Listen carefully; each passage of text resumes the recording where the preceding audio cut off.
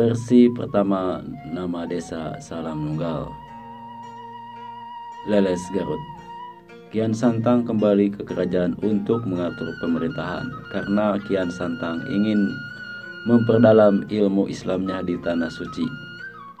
Kian Santang berangkat ke Tanah Suci melalui Muara Jati Cirebon naik kapal saudagar dari Persia menuju ke Tanah Suci selama 1 bulan. Dan di Tanah Suci, Kian Santang menuntut ilmu selama 7 tahun dan kembali ke tanah air pada umur 95 tahun, tepatnya tahun 1525 Masehi. Di dalam umur 95 tahun pada waktu itu, jangan diukur pada 95 tahun sekarang, karena Kian Santang biarpun tua berumur 95 tahun, itu masih energik, gagah, tampan, berwibawa, suaranya enak didengar, tutur bahasanya santun, tidak mudah marah. Senyumnya manis, wajahnya opal, dagunya terbelah 2, matanya kecoklatan, agak sipit tapi enak dilihat, rambutnya ikal. Sebahu berwarna hitam, kulit tubuhnya kuning, langsat. Siapapun melihat akan kesengsem karena ketampanannya. Selalu tidak batal wudhu. Amalannya tidak lepas kalimat Fatihah dan berzikir karena Kian Santang adalah ahli tasawuf. Tutur bahasanya selalu terjaga. Kalau kita melihat keadaan umur Kian Santang pada waktu 95 tahun begitu gagahnya, karena peribahasa mengatakan ilmu padi semakin berisi semakin merunduk. Kian Santang bermimpi didatangi gurunya Syekh Ali, diperintah untuk meninggalkan Pajajaran karena Pajajaran akan dihancurkan oleh Allah Subhanahu wa Ta'ala melalui kawah Gunung Salak yang akan terjadi pada tahun 1699 Masehi pada malam hari berketepatan tanggal 4 Januari 1699.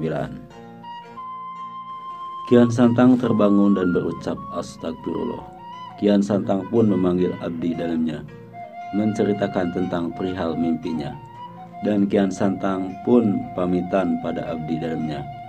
Kian Santang membawa alat bekal secukupnya untuk pergi mencari tempat yang akan dihuninya. Pertama, Kian Santang ke Gunung Ciremai di desa Dharma.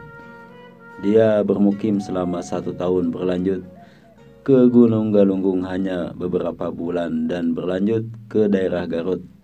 Dari beberapa gunung di Garut pun tidak cocok ketika Kian Santang sedang duduk habis sholat duhur. Ada seorang laki-laki mengucapkan salam. Assalamualaikum.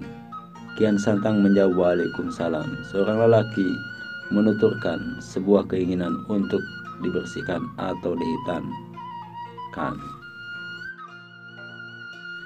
Kian Santang dalam hatinya kebingungan karena belum pernah menghitankan orang lain, karena pada waktu itu Kian Santang selalu memerintahkan para tabib kerajaan, dan Kian Santang mendapat tantangan yang berat.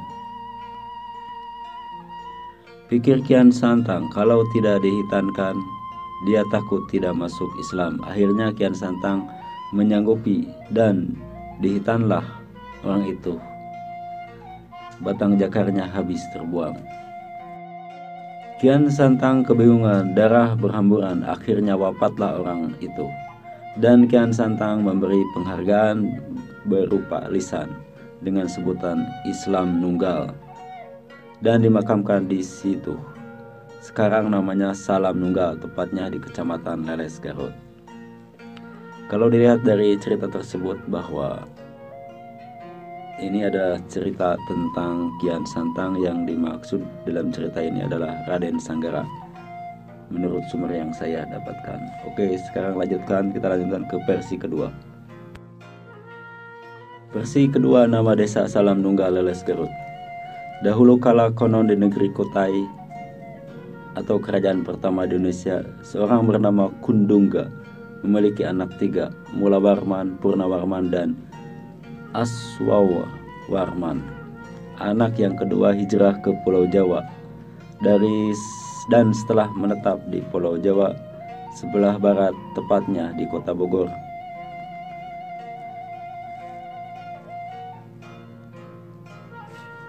Pada tahun 528 Masehi, berdirilah sebuah kerajaan yang megah, gagah dan berwibawa yang melambangkan tingginya langit biru dan luasnya samudera biru. Kerajaan tersebut bernama Tarumanagara, artinya kerajaan biru atau negara biru. Kerajaan tersebut tiada lain oleh dipimpin oleh Sang Purnawarman, dan nama lainnya adalah Dewata Wisesa. Raja tersebut memiliki putra mahkota yang namanya, ada yang bilang Gagak Lumayung, Garantrang Seta, dan sebagainya. Putra mahkota tersebut sangat sakti namun terkenal gemar mengadu ilmu. Tapi di Tatar Jawa tak ada satupun yang sanggup menandingi. Dan di zaman kerajaan ini pun bersamaan dengan dinasti Tang dari Cina dan bersamaan dengan zaman Rasulullah SAW hingga para khilafah, yaitu tahun 571 sampai 632 Masehi. Silakan lihat sejarah Rasulullah, itu lahir tahun 512 Masehi. Maka ini bersamaan dengan zaman kerajaan Tarumanagara. Ketika dinasti Tang ingin meruntuhkan Tarumanagara, sang putra mahkota tersebutlah yang berhasil menaklukkan dan memukul mundur pasukan dari dinasti Tang tersebut. Dan sejak itulah putra mahkota terkenal dengan julukan Kian Santang, yaitu penakluk dinasti Tang. Konon menurut cerita, putra mahkota tersebut berangkat ke tanah Arab karena mendapat wangsit dalam tapa beratnya, dan bertemu dengan Rasulullah SAW dan Ali bin Abi Thalib dengan berbagai versi, tapi yang intinya seperti itu. Ini sangatlah rasional karena mereka memang hidup di abad yang sama. Sepulang dari Mekah, berganti nama entah apa tepatnya. Ada yang bilang Galantrang Setra, ada yang bilang Rahmat Suci, ada yang bilang Gagak Lumayung. Namun yang jelas beliau sepulang dari Mekah menjalankan syariat Islam, namun belum sepenuhnya paham, sehingga ketika beliau menjalankan syariat Islam, malah batang kemaluan yang dia potong hingga orang yang disunat tersebut tewas. Hingga sekarang daerah tempat meninggal orang tersebut dikenal dengan sebutan Salam Nunggal, terletak di Leles Garut, Jawa Barat sebelah selatan. Dan sepulang kembali berguru ke Mekah, putra mahkota tersebut dibekali segenggam tanah yang kabarnya tanah tersebut adalah tanah suci yang kelak dipendam di tanah Jawa sebagai tanda untuk beliau menetap kelak. Dan putra mahkota pun tiada hentinya mengajak sang baginda untuk memeluk dinul Islam, sampai-sampai mereka bersih tegang, tetapi sang ayah tetap teguh menolak, hingga akhirnya setelah beradu kesaktian sang ayah berkata, "Hai anakku, janganlah kau paksa aku tak ingin menyakitimu. Jika kau yakin dengan agamamu, laksanakanlah dengan benar. Aku akan mencari kebenaran itu dengan caraku." Semenjak itu sang putra tak lagi menghiraukan sang ayah dan kerajaan. Demi tegaknya dinul Islam, beliau mengembara di Nusantara, khususnya Jawa sebelah barat. Hingga di Jawa sebelah barat sangat banyak petilasan dan nama beliau yang berbeda, karena setiap persinggahan sang tokoh ini selalu memakai nama yang berbeda. Dan pada tahun 686 Masehi, kerajaan Tarumanagara runtuh oleh kerajaan Sriwijaya. Sejak saat itu lama sekali di Tatar Sunda tak ada tanda-tanda atau kegiatan yang menunjukkan adanya sebuah kerajaan. Hingga akhirnya pada tahun 1030 Masehi atau abad ke-11 berdirilah sebuah kerajaan yang bernama Pajajaran, dan kerajaan tersebut dipimpin oleh seorang raja yang bernama Jaya Bupati Jaya Mawa Wisnu Murti Samararijaya Wikrama Tunggadewa yang bergerak sama, yaitu Prabu Wangi Siliwangi.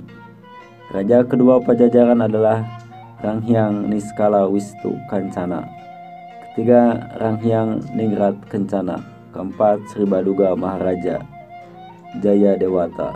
Beliau bertahta di Pakuan Pajajaran pada tahun 1350 sampai 1457. Pada masa ini terjadi perang Bubat atau perang saudara antara Pakuan Pajajaran dengan Majapahit. Dari fakta tersebut mungkin dapat membuka cakrawala pandang dan pikir kita bahwa Kian Santang bukanlah zamannya Sunan Cirebon atau para syekh muda yang ada di Tatar Jawa Barat. Namun beliau sungguh merupakan seorang tokoh tertua penyebar dinul Islam di Tatar Jawa sebelah barat, di Kepulauan Nusantara yang bersamaan dengan zaman Rasulullah SAW, dan beliaulah yang pertama menyebarkan dinul Islam di Nusantara dengan cara yang hanya Allah Subhanahu wa Ta'ala dan beliaulah yang tahu. Wallahu alam bisawab. Kian Santang yang dimaksud dalam cerita ini adalah Rakyat Sancang. Kalau membaca folklore dari Galunggung, Tasik, dan Sancang Garut, ada dua tokoh yang disebut Rakyat Sancang, yaitu Batarah yang Sempak Wajah dari Galuh, putranya Sang Suradharma atau Retikandayun pada tahun 612 sampai dengan 670, dan Syekh Rukmantara atau Rakyat Sancang itu sendiri dari Tarumanagara, putranya Kretawarman dari istri yang lain sewaktu berburu di hutan Sancang, yaitu Nyi Arum Honje, sekitar tahun 561 sampai dengan 628 Masehi. Kalau zaman dalam Santapura di Sumedang Larang di Sundatan, jelas zamannya Ki Santang Raden Sanggara, putranya Prabu Jaya Dewata dari Nyi Subang Karancang, putrinya Jatiswara dari kerajaan Mertasinga Karawang, ketika disuruh oleh kakaknya atau Prabu Walang Sungsang dalam ebak artinya surat resmi digulung untuk dinasti raja kerajaan Sumedang Larang dalam zamannya, untuk generasi penerus Tembong Agung dari Prabu Lembu Agung. Dari Babakan Arum Cirebon mesti selam sunat dihitan atau dihitan, maksudnya bahasa Sunda disunatan. Dalam Santapura sang wali yang mengajarkan ilmu-ilmu fikih dan ajaran tasawuf di Dharma Raja di zamannya. Makamnya dalam Santapura sekarang sudah terendam oleh bendungan Jati Gede.